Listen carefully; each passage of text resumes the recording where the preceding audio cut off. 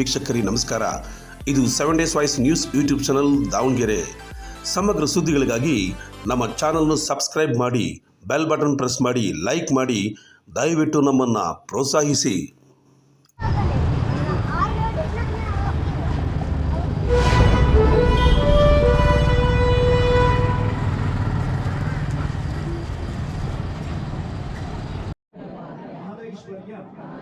प्राप्त्यर्थं धर्म अर्थ काम्य मोक्ष चतुर्विध फल